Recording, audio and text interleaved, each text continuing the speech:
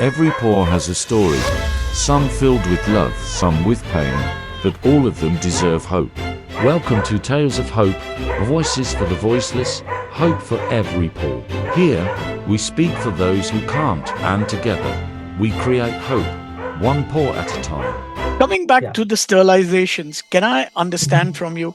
I mean, you've mentioned so many things, but can I understand what are the challenges you actually faced, executing the sterilization drives? Uh, the very important challenge is the public awareness aspect. Uh, we have seen a good change in the attitude of people. People have proactively started approaching or understanding the importance of sterilization, and slowly and gradually, this is not going to happen overnight. It's a lengthy journey, but at least we have set the motion going. It's improving day in, day out. uh, so people, they do report certain dogs and cats. They want them to be sterilized. So there are a couple of aspects here. First, who is going to catch the dog or the cat? Not all are friendly. So I would say 90% of them are non-friendly dogs. Usually they are aggressive. They are afraid.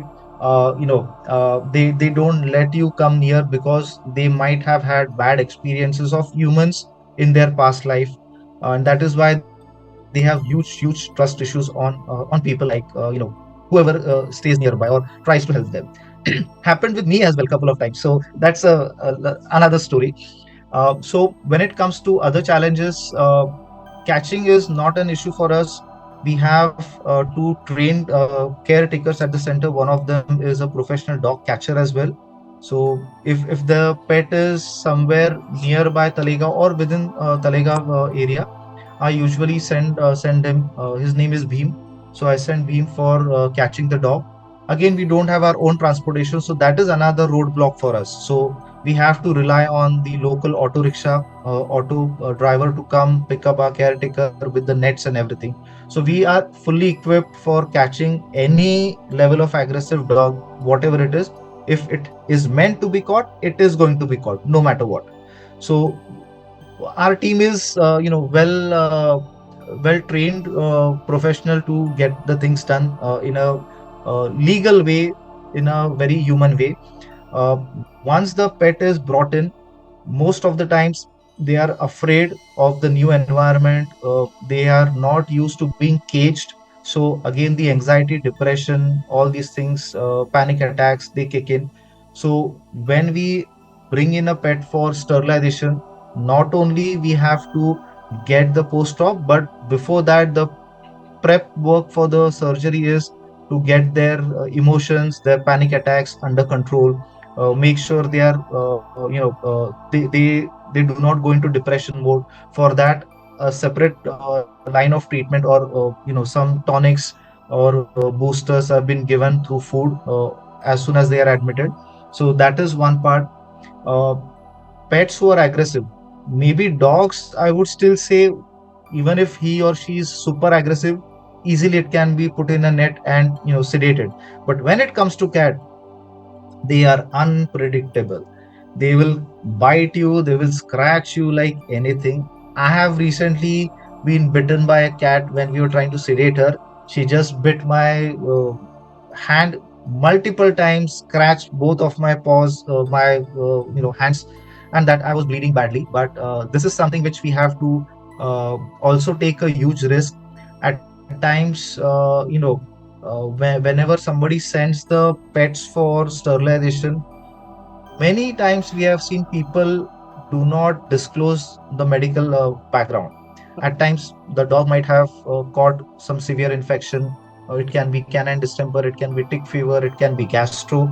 So physically, the dog is actually not fit for surgery at this moment, but people do not disclose these details, which kind of raises many questions when it comes down to operating those dogs. uh, this is a surgery. Nobody here is a god. All of us try to do best we can, try to save as much lives we can. Even the doctor is not a god, he is also a human being. And when there is an anesthesia sedation involved, there is always and always risk, maybe 0.1%, which is life threatening. We have seen cases where, in last 3.5 years, I never hide these numbers. One cat did not come out of anesthesia. She went into panic attack, and the poor soul, just passed away. But that was long, long, long back. And there was one dog who, again, post op, the owner fought with us to not keep it there for post op. I'll take care of it on my own at my home. And that is where they ignored. It was comfort zone. The dog did not take required rest. They did not, check up on the injury that was open, and the entire infection caught up and turned out to be fatal. And this is exactly the reason why now it's a strict rule. If there is no post-op, we do not allow the surgeries to happen at the center. We don't take any risk. If the pet is at the center, I am there to take entire responsibility no matter what happens. Again, nothing is being hidden. We create WhatsApp group every Friday, have all the pet parents added there. Monday morning, we share videos of all the pets who have been operated, 10 to 15 seconds each. The videos are shared in the group. Again, the same thing is repeated on Thursday. Thursday, fresh videos are shared in the group. Thursday, we do a physical inspection of the wounds. If we feel everything looks good, we update it in the group. Okay, fine, all the pets are fit to be released on Friday, and then Friday morning, the releases happen. Uh, Again, at times we have seen, especially in cases of cats, post-op, where we have to give them medicines 3 times a day, they don't eat. So when they don't eat, that's again another red flag for us. So then, uh, this might sound weird, but we try everything, all types of food we try to give the cat, right from the wet, the gravy, the dry food, the dog food, pedigree for puppies. We try everything, just boiled eggs, chicken soup, everything. And to everyone's surprise, cat, in fact, they seem to have a good taste for pedigree for puppies. So it's actually meant for Okay. puppies, but cats like them like hell. So No, we started, at least for giving them the medicines, we started using pedigree for puppies. We just take little of the gravy, mix the medicines, let them eat, and then we follow it with their normal cat food. So these things happen. Dogs, if they don't eat, we always have an option to quickly put them on saline. The medicines that are that are given orally, we can have them given through the saline as well. Injections are given, but it's difficult to do it when it comes down to a cat, since, like I said, for IV it is very difficult to control a cat, especially when they are super aggressive. yeah, I know. So these are the basic challenges we face for sterilizations. Coming back to a little bit of thing where you said sometimes cats love the pedigree gravy and all that. I'll tell you my Yeah. experience is a bit. They are also used to. I don't know whether you know this, but there is this dog food maxi which I normally use for feeding my Yes. for Yeah. my streeties, and you won't believe it. I have cats, I have Yeah. crows, I have all the birds even coming and picking up pieces of it. So Agreed. it's sometimes. Yeah. I mean, initially, I remember about 2 years back when when I used to feed because that's the time I switched over to Maxi, and I was surprised. The Mhm. cats in the building, they would be like, they would look when the bowl is going to get filled. So it used to be a very funny Yeah. experience, and I was True. surprised. Uh, Sarang, with Yeah. all this that you're doing, Yeah. can I ask you a very candid question? Do you receive enough community and government support for this ABC program? I know it's a So very candid question. the straight away answer is no. Oh, It's no. No is the straight answer. Uh, People have this misconception. You have an NGO, that means every night you get multiple truck full, the containers full of cash. So that never ever happens. So that's a very misconception people have built up. And uh, NGOs have, some NGOs are the reason why this mentality has been going around for a while now. Uh, Funding, there is actually no government support that we receive. This is a private NGO. Even if it's a registered NGO, we do not get any sort of support from the local government, which is the Nagar Parishad out here, or the Municipal Corporation of Pune, or the government of India. Even the animal husbandry, they do not support anything. We, as a matter of fact, have completed 3 years of our ITR, so have actually initiated the process for AWBI registration, which takes maybe 1.5 to 2 years. But once that is done, still we do not receive any monetary fund or support from the government. Just that we are officially eligible to apply for tenders which are floated for sterilization programs all across India. So that is the only support we might get. I won't say call it support, because actually everything has to be out of our own pocket end of the day. Uh, uh, People, like I mentioned earlier, many would come ahead and help the needy, the old age homes, or uh, humans per se. But when it comes to an animal NGO, there are hardly people who would even try to find if there are any animal NGO rescue shelters around ourselves.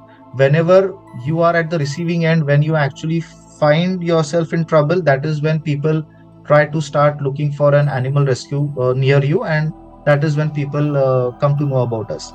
uh, Another concept is, nobody is going to gain any financial benefit by maybe helping an NGO, other than getting the ATG benefit for your IT exemptions, which is 50%. And uh, March, usually February, March, we do get many people approaching us, just to have their black money converted into white, which many NGOs, they do prefer doing it, but those people are strictly not allowed, to even come near the SAWO facility.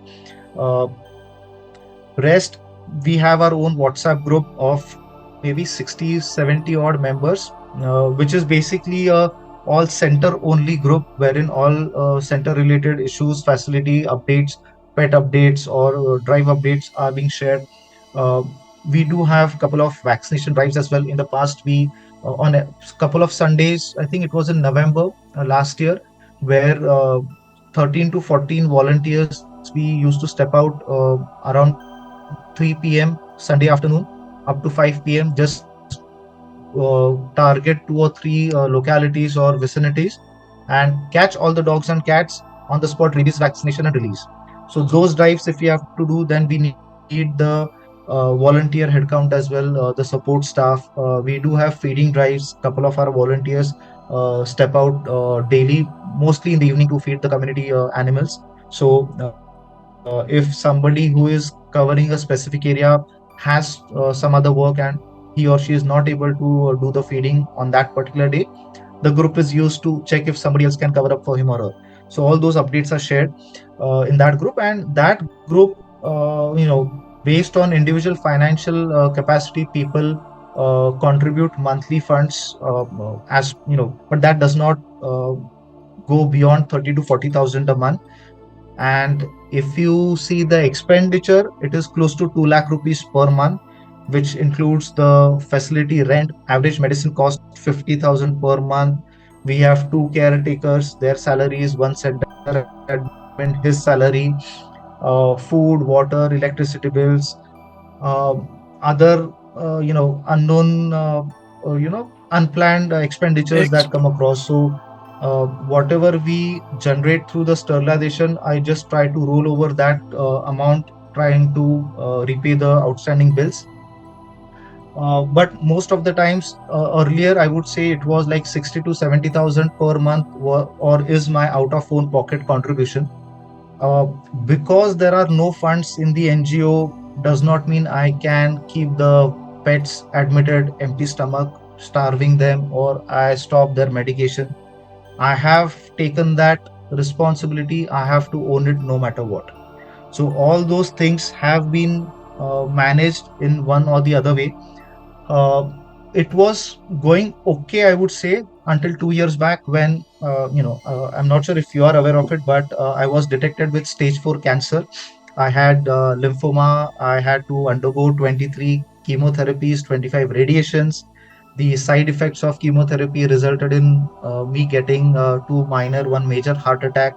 I had to be admitted in emergency. I underwent angioplasty with 95% blockage on my main artery. One stent had to be installed in my heart. So my own medical expenditure went so high that it became difficult for me to, easily shell the difference amount out of my own pocket into the NGO. So that is the point when we started, reaching out to more people, just seeking help if they can either give us the required funds or the things we need at the center. It can be in goods as well. We need rice every month. It can be items required for sanitization, Dettol, phenyl, hypochlorite, or dog food, cat food, all these things. Or the other option is just go and directly pay out the medical bill. You can pay directly at the medical store. Just let us know this is the amount, or we have paid so and so amount, so I can have my accountant, get the things updated. So, other than that, we also have completed our CSR registration as well. Recently, I would say, a couple of maybe last month itself, the process was completed, and just 10 days back, SAWO profile has been now uploaded on the exchange portal, which is the government portal for CSR funding, where corporates do post or look out for any organizations who are in need of CSR funding. So I have not yet succeeded in getting any help from there as of now, because that is something new to me. Even I am still learning how to apply for those CSR funds. So I am just trying to explore, take help from some of the known people in this industry, to see how it is done. So I'm just positive about there will be some help we get from the corporates. Well, Sarang, I'll tell you what. First of all, uh, I was not aware of the medical condition that you have been Oh. through, but I can relate to that because I've been. Uh, Mhm. I haven't been through cancer, but I have been to hell and back sort of thing twice. Oh. Yeah. So for me, when you say this, Whoa. uh, it was in 2016 and 2019. Uh, the doctors almost gave up and said, Hmm. let's pray for it. I am a Ah, diabetic. I'm a heavy my diabetic. God. My kidneys are failing in a way. So I think, Oh. let me not get into all that. Wow. Uh, but I could relate when you said, with the kind of situation and the condition. And coming back to the most Yeah. important thing which you said, uh, I think I have also felt that there is a lot that needs to be done, in terms of funding, getting the corporates Correct. involved. Uh, I know because most of the people that I have been talking to right now, I have realized the major Mhm. hindrance that we all have is we've been funding from our own pockets, even as a feeder. Yeah. As a True. feeder, we don't get. And you very Correct. rightly pointed out, a lot of people have a very misconception or a notion that they feel कि यार पैसे आ रहे हैं, NGO है, चल रहा है, but they don't, Okay. हाँ नहीं, but they actually don't realize how, forget hand to mouth situation even, it's more of how we are अपने जेब में से छेद कर करके भी कैसे उसको चला रहे हैं, when Correct. it's Correct. that is also one of the reasons of bringing this podcast out, is to create that awareness के लोगों को पता चलना चाहिए. क्योंकि लिए क्या, जो Correct. मिसकंसेप्शन, जो नोशन बैठा हुआ है लोगों में, यार, बिकॉज व्हेन यू सेड कि वो फोन कर देते हैं हमको, एनजीओ है, हाँ ये प्रॉब्लम है, वो प्रॉब्लम है, but Correct. people don't realize that even they need to step up a bit and do Correct. their part. Correct. Just don't expect कि मैं, in Chinese True. Culture True. दे से कि वो ताइची कर दिया कि यार आप कर लो, मैंने अपना पार्ट कर दिया आपको फोन करके. हाँ, कर लिया. Exactly. मैंने कर लिया, अब आप आपकी जिम्मेदारी इसके ऊपर. Sarang, coming back to the other Correct. things that you said, because you said you've been doing adoptions, at SAWO. uh, can Mhm. I understand, what are the key factors in finding a right home for a rescued dog or for an indie or a cat? for that instance? Uh, so there are many versions to it, I would say. Many people are very much specific in, when it comes to finding a good foster home for a particular pet who is up for adoption. I am against it. For me, what matters is there are three things. One, दो time का खाना मिलना चाहिए. Healthy, clean food twice a day should be made available. Second, water, clean drinking water should be available. And third, which is bare minimum, there has to be a maybe a roof or a shelter where the pet can be safe from any rain, wind, water, whatever, or sunstroke. So these are my three basic expectations. I do not expect, or I never check whether or not they are going to keep them, make them sleep on their bed, AC hai, nahi hai. I don't care for that, honestly. Why? Because if I keep on having so many, parameters, it is directly going to reduce my number of adoptions. So if I have, right now we have 16 kittens up for adoption. If I keep on having so many minute details added, those 16 are going to take maybe 4 to 5 months until they find a good place.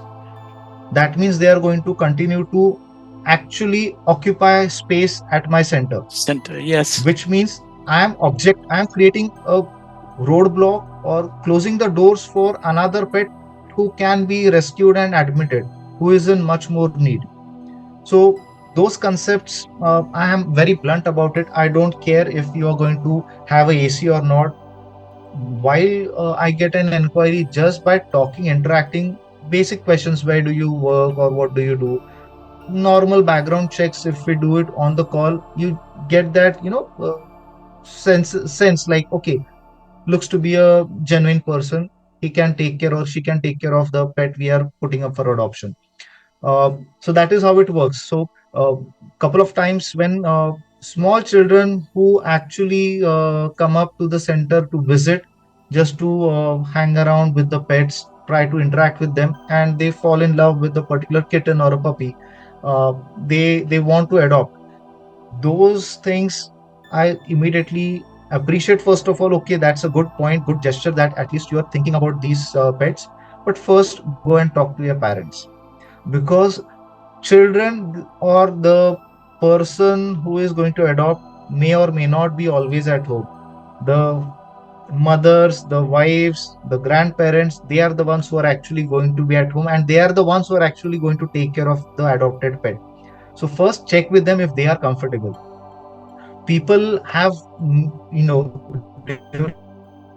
during COVID times, they have, you cannot step out. Okay, let me just adopt a cat or a dog and just play with them. Once everything, the lockdown was resumed, everything started going back to normal. Now there is nobody to take care of the pet at home. So then abandon them, or just surrender them back to the same place from where it was adopted. People fail to understand one thing. Even these pets have emotions. They go into depression, huge depressions, and they stop eating when these things happen. If you keep on frequently keep on changing their home, you will not like to, stay at one place again. Maybe after a couple of months, a new family is going to foster you. Another 2 3 months, you are sent somewhere else. So that definitely is, a big mental breakdown that the pets go through. They have huge emotions, which we can see it from their eyes. Even if they don't speak, they say many things from their eyes. They are very much talkative in that way. You just need to be able to listen to what they talk. So once those Sarang, things are done, let me yeah. interrupt you out here. I'll tell you Uh-huh. what, what you brought up a point is very, very true. Because I had two of my own pets. I have two, Hmm. actually, dogs. Now I have a third one as well, from starting from December, which I told you about, one of the indies that we rescued. And you very Yeah. rightly said, uh, I always keep telling my wife, even we have this both, that if you see through their eyes, you can see their soul, and they can talk to you with it. It is so very true. If you can just understand what they say with Correct. their eyes. Correct. Yeah. Yeah, sorry for the True. interruption. Yeah. Sarang, coming back to my other question, what are the biggest barriers that you face with adoption, and what do you think, you know, how we can overcome this challenge? Yeah. Uh, so again, everything boils down to the mentality of the people. There is a thing which is called as to show off, or the status symbol kind of a thing. That is why people keep on looking for breeds, even if certain breeds are not meant to be surviving here in this particular climate. Still, like huskies, you have seen many of them. They are not meant to be kept in such a hot climate out here. They are basically breeds who are to be kept in some cooler places, maybe northern region where you have snow and everything. So they are ideally suited there. So people usually start looking for a breed or a cross breed for adoption. So that is one of the uh, you know challenges we see when it comes to adoption inquiries. People just ask, we want breed, do you have any breeds? So then I just have to inform them, SAWO does not support or entertain any cross or pure breeds, and that is the reason we even do not support any sort of treatment for any cross or breeds. The reason behind that is, there are private clinics in Talegaon, and I have no authority or no right to kill their business because their home runs on their profession. So that is the reason I have drawn a very thin line. I only cater to indies, pure indies, not even cross indies, pure indies. Always welcome to SAWO. So the adoption also we do is only for indie kittens and puppies. Uh, People, like I was saying earlier, people are not familiar with the do's and don'ts, or what might happen, or what responsibility they are going to carry once they adopt a pet. So firstly we need to explain them, these are the things. You cannot just consider it as a amusement toy and just get rid of it anytime you want. So it actually is a family member. You need to treat the pet as one of your own kids, which people do not do. So those are the challenges we have. But to counter those, that is the reason why I introduced free sterilization of any puppy or kitten adopted from SAWO. So if as soon as I highlight the word free, everybody, I get everyone's attention. So that is how I used to do, use it to get the adoption numbers increased. But mainly it is just all about why to adopt an indie and against a breed. People don't know that if you when it comes down to immunity power, indies are 1,000 times much stronger in their fighting capacity If the as compared to a breed. breed, So if there is a slight change in environment, be it a lab, husky, German shepherd, no matter what, they are going to fall sick. Talk about an indie, rough and tough, nothing can immediately take them down. So people don't understand that, and then keep on arguing about, okay, why we should not adopt an indie, or why we want a breed to be adopted. So it's more of a status symbol for many of them, but that's not how it should be done. very true. I'm not going to go into that because I have two labs and an indie now myself. No, Uh, I myself had one lab and two rottweilers years back. But once they naturally passed away, then I decided not to invest my time, energy into breeds. I switched on my focus to indies. no, I'll tell you what. Even for us, it was. I wouldn't say it was a choice. Uh, it was Mhm, all happened. One of my labs is we've rescued her. Um, mhm. my eldest one was. I think he was destined to be with us. I mean, it is something that we couldn't change. And then Right. when he came in, and then we had a rescue. We rescued another one, and then now we have the third rescue, which is an indie, which is from my mother's Yeah. building. And out, the two Hmm. sisters, we got them Okay. spayed Yeah. at your place. Now, Coming back to the whole question is, how can the community, we as communities, be more involved in terms of ensuring the welfare of these, street kiddies? Uh, the biggest thing which I always tell people is, if you cannot help, it's okay, but at least don't harm them.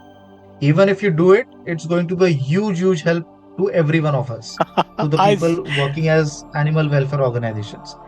So, if you don't have any feelings, affection for a dog or a cat sitting outside your building, is empty stomach starving, don't do anything. Don't throw stone, don't hit, don't shoo them away. If somebody is feeding them or taking responsibility to feed them, medicate them, provide medication, sterilization, vaccination, at least don't oppose. They are there to help you only in the end. Because it's a basic thumb rule. Why do dogs or cats keep on wandering in the dustbins just to search for food? If they know we are getting food here at least once a day, healthy full meal, they stop roaming around. They will sit there, relax. So uh, the main essence is, if you can't help, at least don't hurt. If you want to help, you know, at least try to be supportive of the people working for these kind of initiatives. Not always NGOs are in need of funds. Of course, funding is the key to everything, but there are many other things an NGO needs, right from volunteering at the center. It's as simple as, just washing the feeding or water bowls, or just mopping, helping with the mopping, or cleaning the instruments, or just cleaning the entire facility, playing with the pets, feeding them, whatever is there at the center, or how it is done. So these things are also required. uh, like one good example is, Fujitsu is a well-known company, multinational company. They are in Tathode.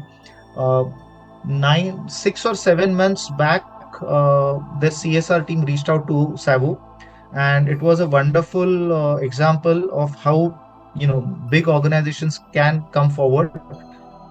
We got into an agreement. They could not help us with any CSR funding, but they were committed to giving one visit every month for volunteering. Wow. And with their visits average, we had 10 to 12 Fujitsu employees coming down to the center every month, right from removing the grass, tree plantation. We in fact, you have seen the cages that were painted, they are done by the Fujitsu team. So this is also something which people can help you with. You can just help us with food. If there is a feeder who you have known for a long is feeding the community pets, you can just offer them help. Okay, I am not able to cook or get food, but at least I have a vehicle. Why don't, if you have seen him or her just walking with the food in hand, offer them, a short ride. Okay, let me come with you for the feeding drive. We'll go on my two-wheeler or in my car. You just feed, I'll just accompany you. Even these things help. Or when it comes to standing behind or supporting a person who is working for animal rescue, that also means a lot. Because normally it is seen, if it's one, say, huge society, maybe 200 flats, there is one individual who is animal lover, 199 are animal haters. Well, So I'll tell you what. this is where, yeah. I have first-hand experience of that. I have been Oh.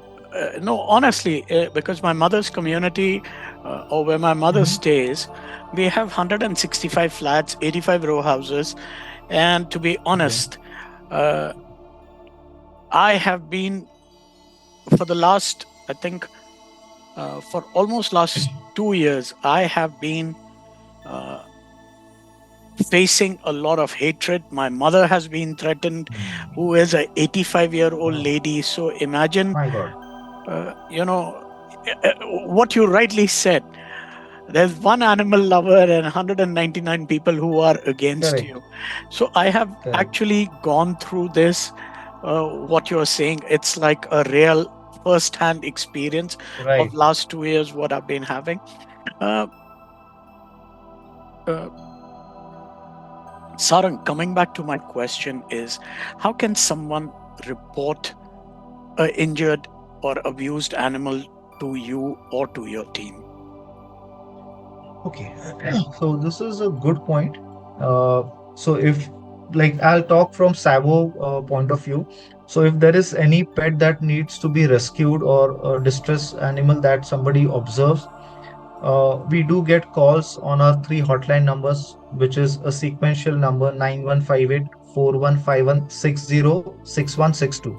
61 is the primary number of SAVO, which is my secondary number, and it's with me.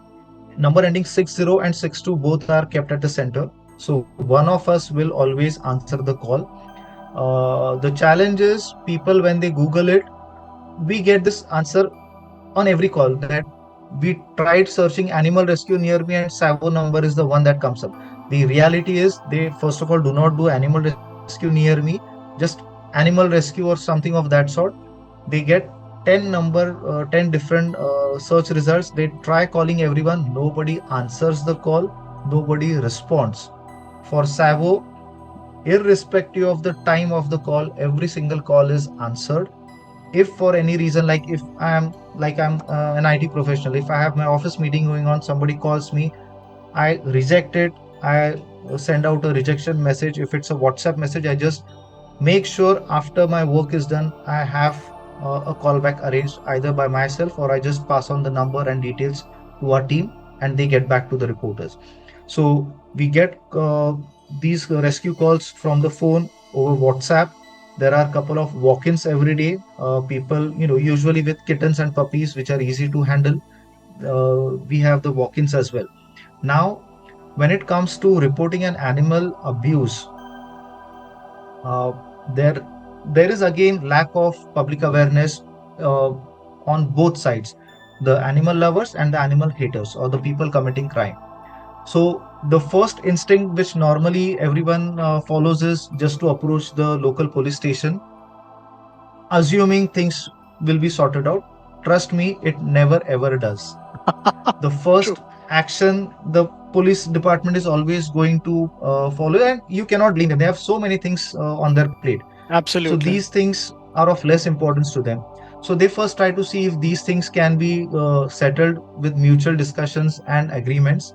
But that is not going to help. It's not a long term solution. So the right approach is always and always you have to call the hotline number of the police, which is 100 or 112. Why to call it? Every single call you make officially goes on record.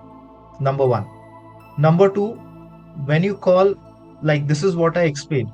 If somebody is reporting that there are, like, let's take your example. If your mother or you or others family members are being tortured, abused, physically abused, by these animal haters, I ask them to call that toll-free number 100 or 112 hotline. Mention your name, your address, location, give them a background. This is the incident, what has happened. Then the police, the person on the other headquarter line, they will offer you two options. Do you want to reach out to a nearest police station or police chowki and report it, or we should send out beat marshals? Always keep in mind, ask for the second option, send beat marshal. Within 5 minutes, the patrolling beat marshal will give you a call. They will come down to your location. Once they are there, make sure you do not say somebody abused me or somebody hit me. Always be specific. People have this inner fear, if I take someone's name, there are going to be consequences. Trust me, it never ever happens.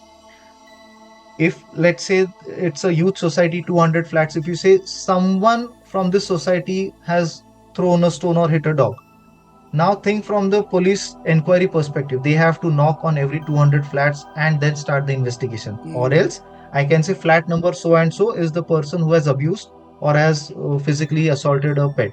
They can directly start the investigation from there. It saves everyone's time. So the beat marshals will give you a call, you come down, they will call the person who is the culprit, I would say criminal in this case. They will call both of you down. You explain the same things you told on the phone. Then they will ask both of you to come to the police station to file a case. NC, it is called, non-cognizable offense. Always and always do not go on back foot. Always insist on filing an NC. This is going to safeguard you as the animal lover or the caretaker, your family members, and most importantly, the pet in question. Nobody can touch you, abuse you, assault you, or the animal in concern once the NC is filed, which is nothing but full and final warning given to that, issued to that particular culprit. So your work is done in hardly 10-15 minutes. You give a written application, your NC is filed online, then they ask you to leave. The person in question is made to sit there for 2 to 3 hours unnecessarily, just to let them know, okay, this is just a trailer. If you do not stop these things, the things are going to be much worse. File an NC, sorry, file Oh, an okay. NC that will safeguard you and the pets. If at all you file an NC, this news travels faster than fire. Forget about your own building, the entire vicinity comes to know about it in a couple of minutes. Everybody gets in line, nobody dares to abuse the pet any longer. Now, if at all it does happen, once you have the NC, a second NC can be filed, a third NC can be filed. After the third NC, it is no longer a non-bailable warrant. It becomes a, like, it's does not become a bailable. It becomes non-bailable. Sorry, it becomes a non-bailable warrant issued.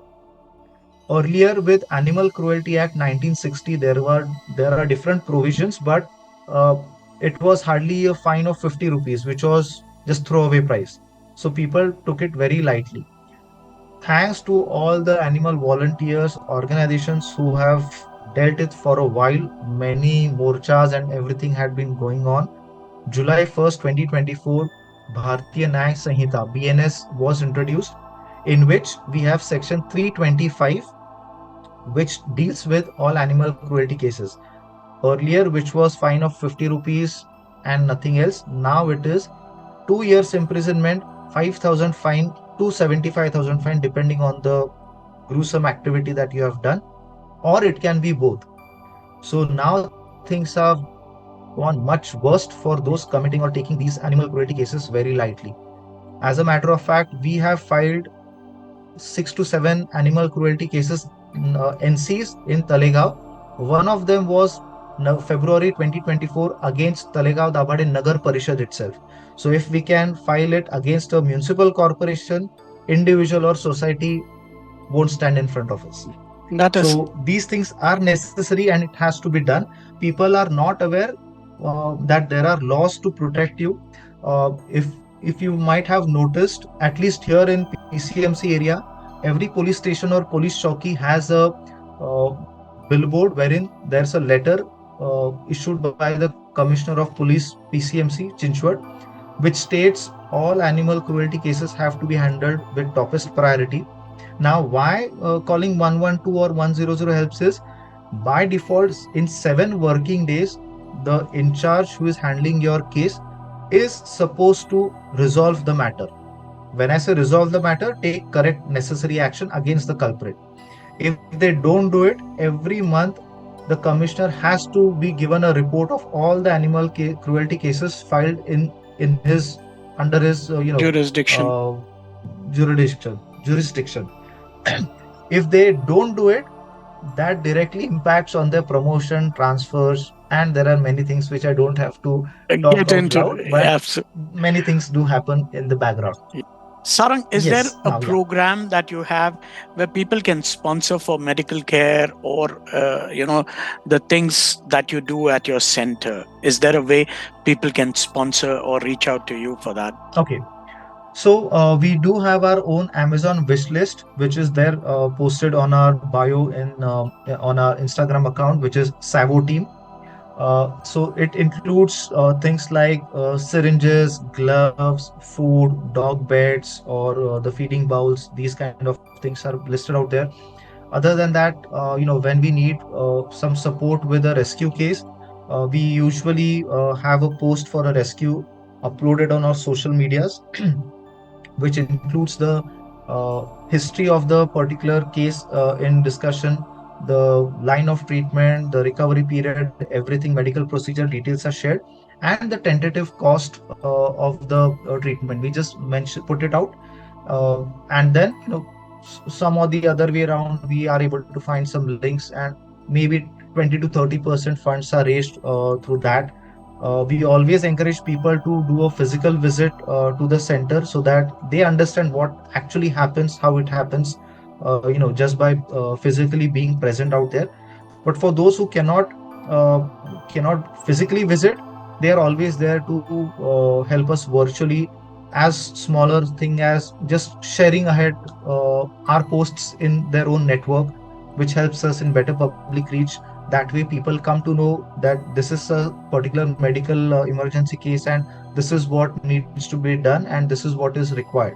So that is how people can reach out to us.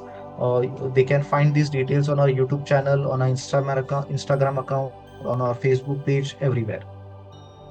Sarang, with this, I would like to bring it to the end of our podcast, where I normally request Yeah, the the person who is our guest, which is like an open mic where we let you speak your heart. If you want to make a funds appeal, or if you want to make an appeal to the audience, I leave that choice up to you. sure. Thanks, Anil. So I won't take much of a time here. Just that, like we have spoken about in the entire series today, discussions around funding, how important it is to run an organization. Those running the organization have their own individual challenges as well. It can be personal, profession, or both. Uh, from SAWO perspective, yes, like I said, we are trying to reach out for a CSR funding. Uh, Currently, we are running short of cages as well.